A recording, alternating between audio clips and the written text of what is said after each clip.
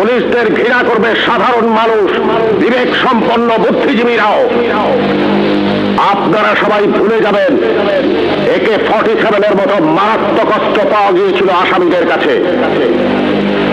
যদি জনগণের কাছে ধরা পড়ে ওই আসামিরা গণপিটুনিতে মারা যেত, আপনারাই বলতেন ভালো হয়েছে, পুলিশের কাছে গেলে ছাড়া পেয়ে যেত।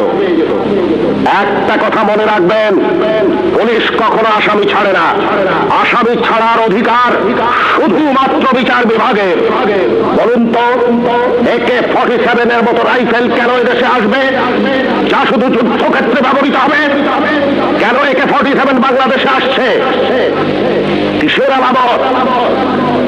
9 শুটার বন্দুক কেন টিসিবির মাধ্যমে হাজার হাজার বন্দুক সাধারণ মানুষের হাতে তুলে দেওয়া হচ্ছে? কেন? কে জবাব দেবে? এই 9 শুটার বন্দুক দিয়ে কি হচ্ছে? হচ্ছে চাঁদাবাজি, হচ্ছে খুন, হচ্ছে সন্ত্রাস। কে বন্ধ করবে এই সন্ত্রাস?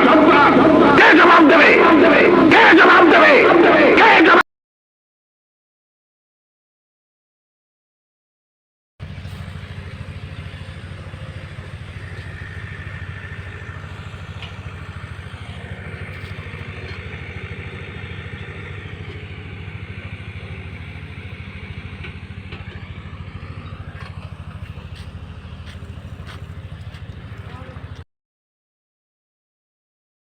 এবার প্রচুর একটা কুয়াশা,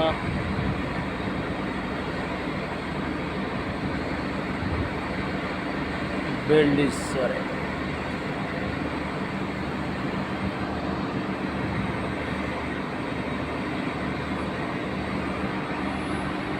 বেলা যতই যায় ততই কুয়াশা।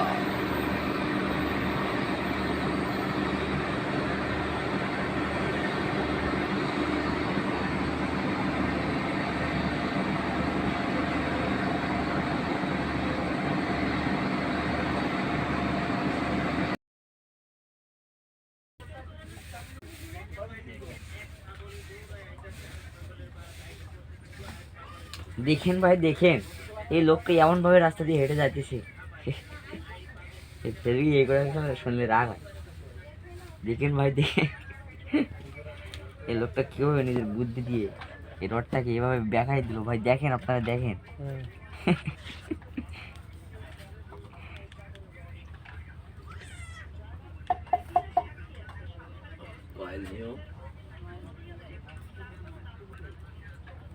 আজকে মশাটা কম আসতো না।